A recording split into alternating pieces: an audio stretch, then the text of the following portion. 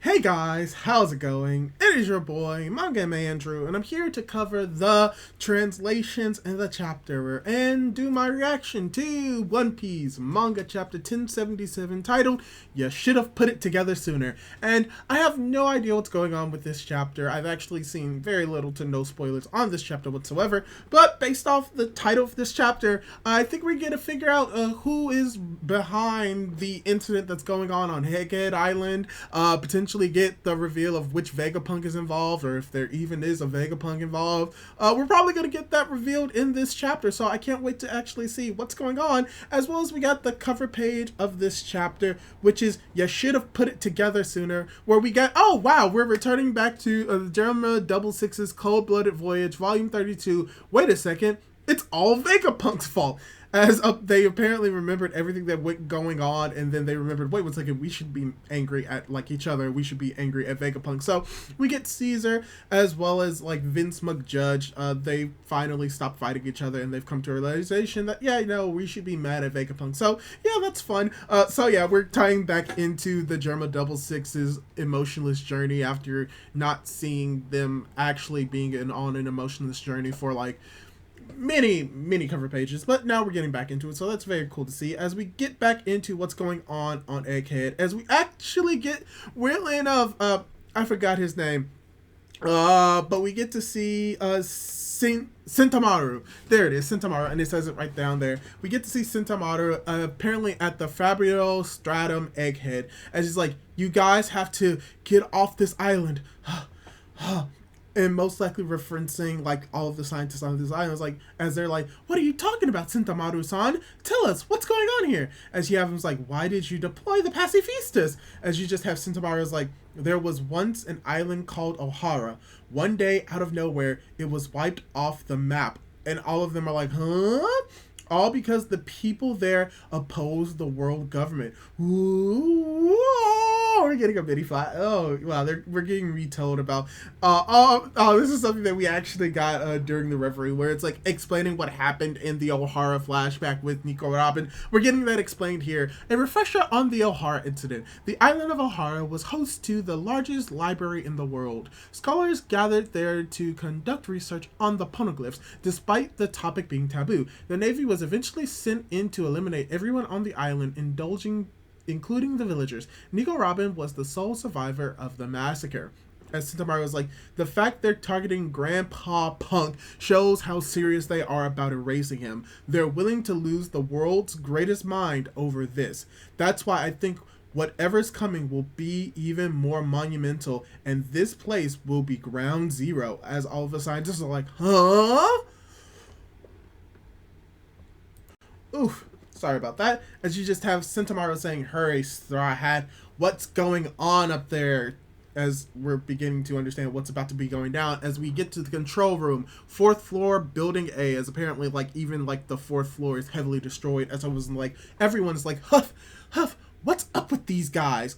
Ooh, as we have Luffy and Rob Lucci going up against the Seraphim, is like, Luffy's like, Kong Organ, and Lucci's like, handgun, Yellow Lotus. Oh, I think that is a new move as they're firing at this Kuma Seraphim, and unfortunately they do not seem to do that much damage, as you have Kaku's like, Tempest Kick, and he misses the freaking Mihawk Seraphim, but then comes back for even more of a vengeance and starts attacking him, as you have Zoro's like, one sword style, EI, Lethal Lion Song. Ooh, that's an attack that we haven't seen in a while. And it seems as if they aren't doing any damage, which makes sense if they have like the ability of the, not the Seraphim, but of the Lunarians, as long as they have the fire, they cannot be damaged. And Luffy's like, what the heck? They're getting up way too easily. Do they think that they're Kaido or something? Cut it out already. Man. Yeah, so a fair amount of damage is going on right now, and we just have a freaking, I think we're about to get the reveal, as you just have, Zoro's like, now that you mention it, they remind me of King, that guy I fought in Wano, and someone's like, with a shocked expression, as you have a freaking shock, is like, a Lunarian on Kaido's crew. I never caught what his people were called. Oh! I see. That must have been Oliver, the test subject who long ago escaped Punk Hazard with Kaido. The Seraphims owe their toughness to his Lunarian blood. No kidding! Ooh. As you have them all talking about like how, in that case, pay attention to the flames on their back. Our attacks will only be effective when they go out. Really? He was practically invincible when he was on fire. My bad. If I had clocked in sooner, I could have saved us some stamina. As you have Rob Lucci's like, no matter. With this intel, we can finally make some progress. Ooh. As you just have Zoro's like, yeah, there wasn't much about King to clue me in. He only had a couple of like unique features: white hair, brown skin, black wings, and the flames on his back. Oh my gosh! Zoro's like, you should have put it together sooner. Everyone's just mad at him. Well, specifically Rob Lucci and Kaku are mad, and you just have Luffy who's just very much surprised, angry. As you just have them like, as you have them saying, well, I think Luffy's like, hey, Helmet, where are you going? And he's like, I think I may know where the Stella's gotten to. Ooh. As we see the freaking Mihawk Seraphim attacking Shaka, but Zoro dodges, like, don't get in the way. Ooh. Yeah, no, we're definitely being revealed on who's behind all of this, as you have Zoro's like, we're in a bit of a rush. Ooh. And now it seems as if we're cutting down to the 3rd floor building A. Ooh, as we get, we're getting Nami. Ooh, Nami is going up against the Jinbei Seraphim. You know what? That makes sense. Let's go, Zeus. I'm not even sure if I predicted this was going to be the case. Probably, maybe. But yeah, okay, yeah. This makes sense. Like, he's a fishman. He technically uses water and, like, Zeus electricity, so it makes sense. But yeah, you just have Nami just going in for the attack. It's like, we can't treat him like a kid. Oh, as we get, oh wow, it seems as if Brook is already defeated, as well as Edison is also defeated as well. Ooh, as you have Brook like, he's a heartless killing machine. One of our friends has already been ambushed, and he's basically totaled Edison. Yeah, Edison is out for the count. As you have Nami's like, he's definitely not a kid, and he's not cute either. That's right, Nami. Don't hesitate. Close your eyes if you have to. Just fling me, and I'll handle the rest. Thunderbolt! Oh! And she's like, I'm sorry, Jinbei.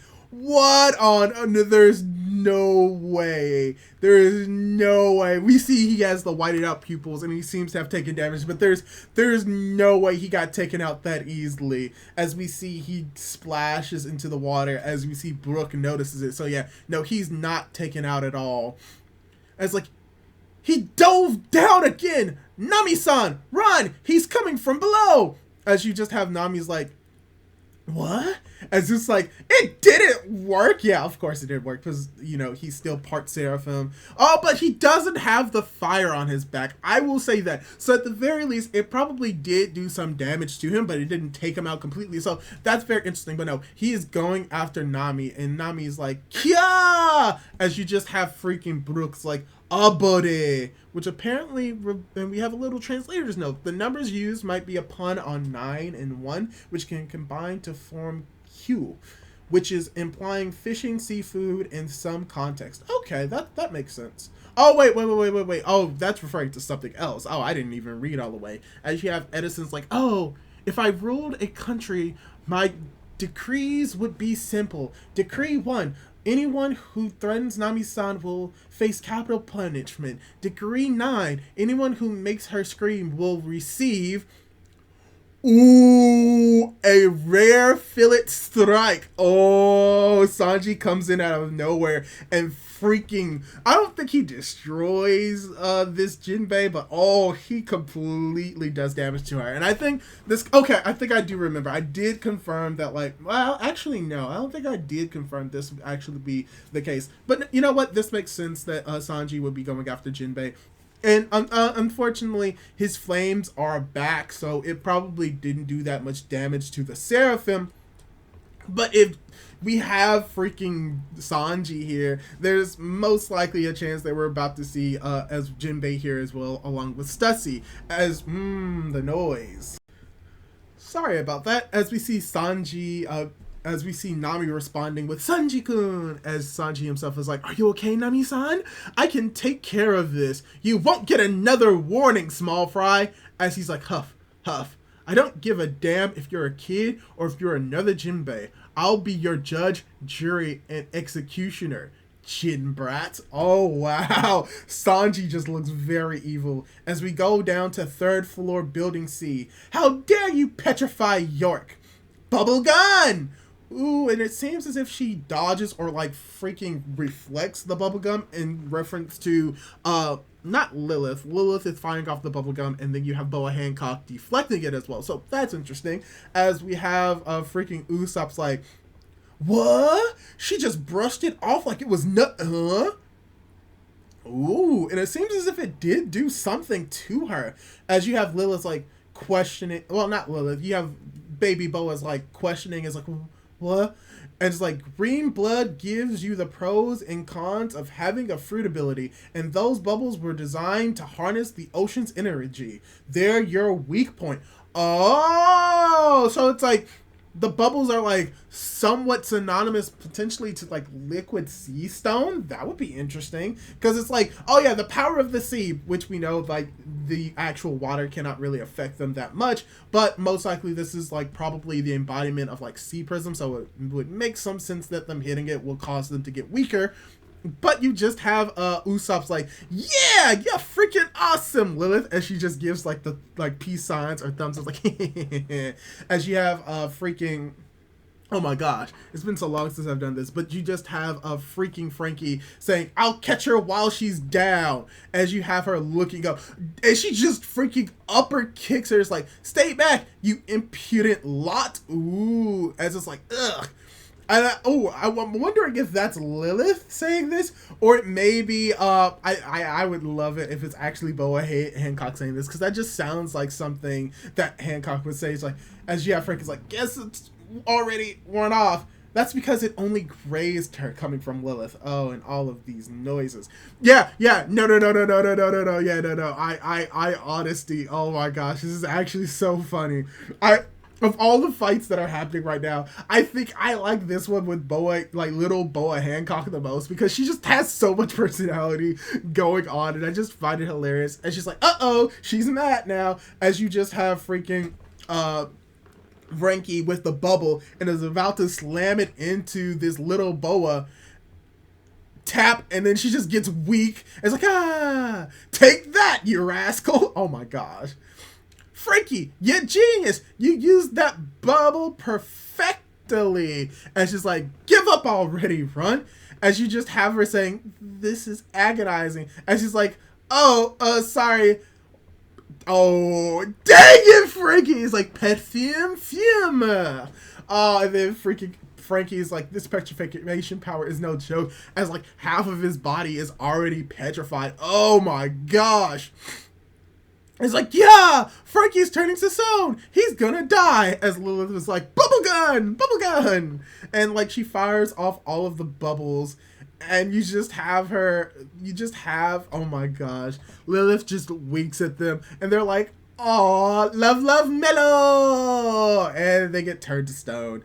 And they're defeated. Never mind. This is bad. As and now they're underground old Fruit research lab. Ooh, if this is Shaka that is revealed to be evil, I mean, I think everybody called it. I think a lot of people called Shaka being evil, but you have Shaka's like, "Who's there? Are you the one behind all this? Come out and show yourself." It can't be. You're those Cypherpole agents. I thought you had come and gone ages ago. Why are you here? Oh, maybe Shaka doesn't know. It's like, "Save us.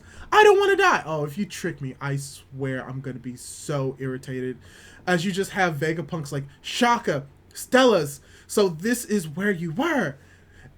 Who could have done this? I'm so glad you're okay. Let me help. Stay, Shaka.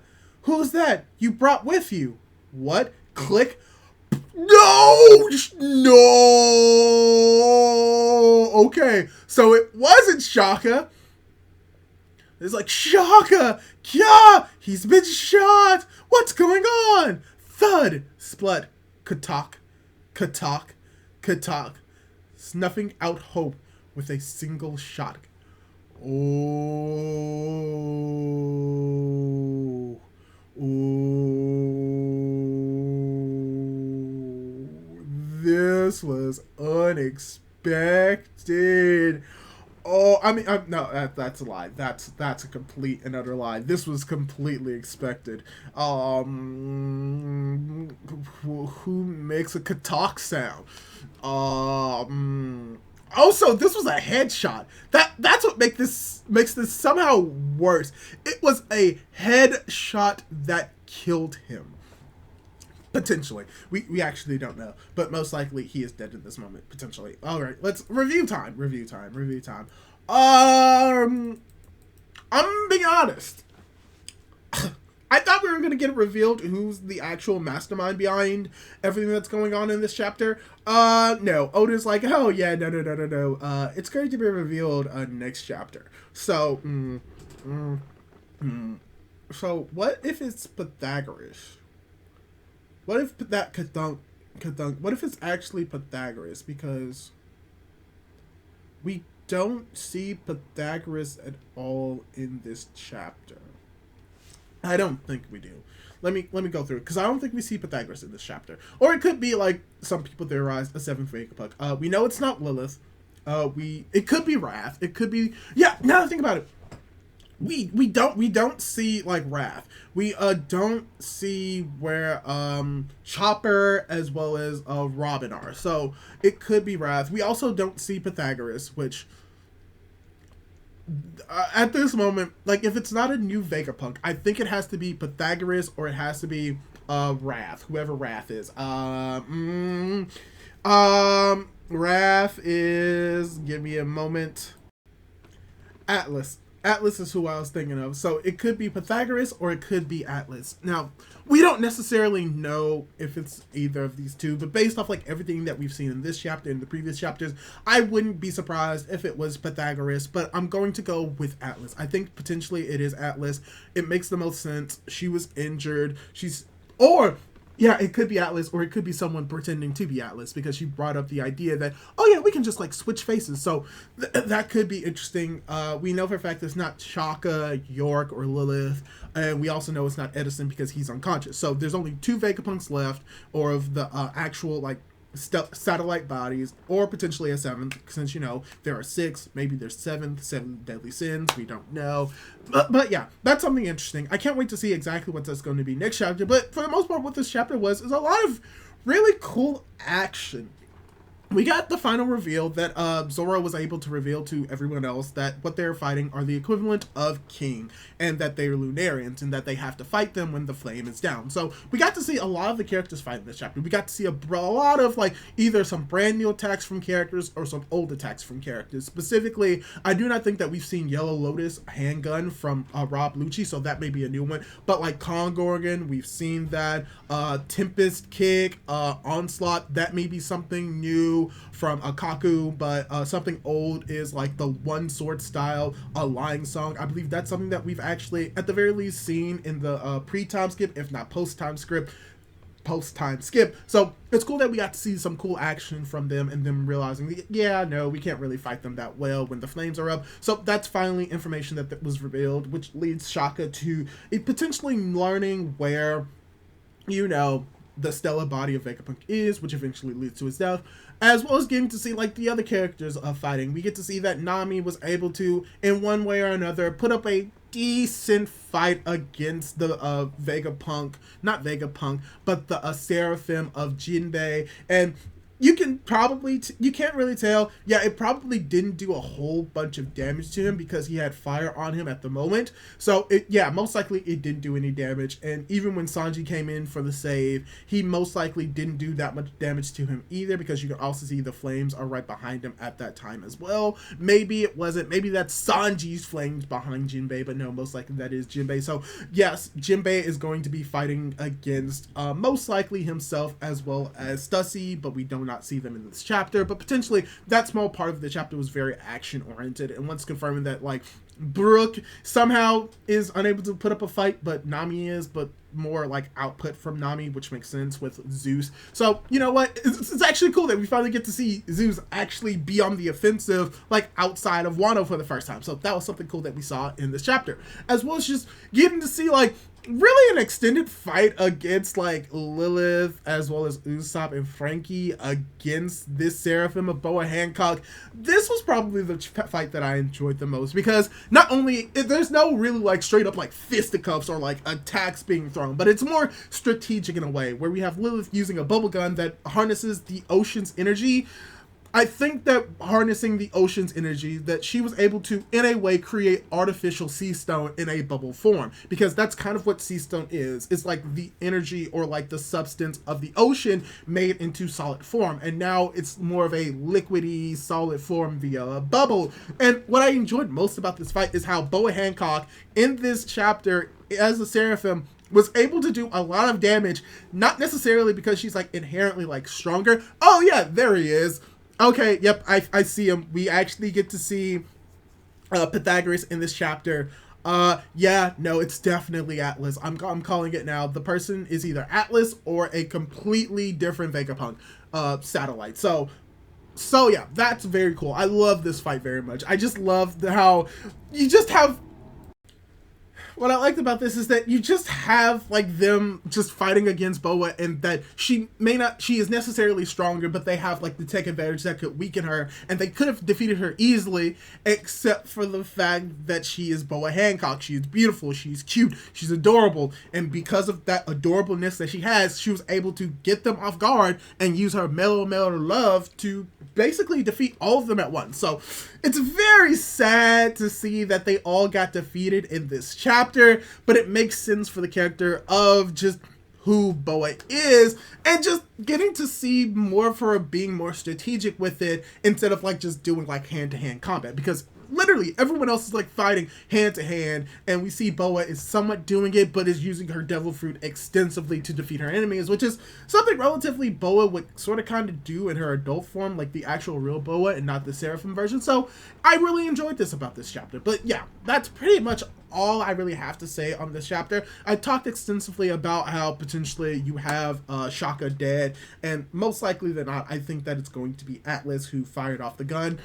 Even though it doesn't make sense for her to fire off a gun, because the gun that we see is small, but we don't know. Maybe she has like hands like Jinbei coming out shooting them. Maybe it's a 7th Vegapunk. We just don't know, but I'm hedging all of my bets on it being Atlas or another Vegapunk, but we're just going to have to wait to see. But the reason why I'm saying it's another Vegapunk or another Atlas is because we have the ka-talk, which is the sounds of, you know, like mechanical noises. So it just makes sense, for at least from my perspective, for it to be Atlas. Maybe Atlas at this moment is very heavily damaged because they were fighting against both Chopper as well as Robin. So it will be very interesting to see who this person is, what they're going to be revealed as, and what motives they have for killing all of the other Vegapunk. Ooh, what if it's actually Stussy? What if Stussy's a triple agent? Because that would make sense. But all those thoughts aside, I thought this was a very amazing chapter, and I can't wait to see what's going to be going on next week in One Piece. And if you like to see content like this, and if you want to continue watching my reviews and reactions of One Piece, why not subscribe to my YouTube channel and hit that notification bell to be notified whenever I upload more content like this. Do all that cool jazz, and hopefully I'll be able to catch you in my next video. Goodbye!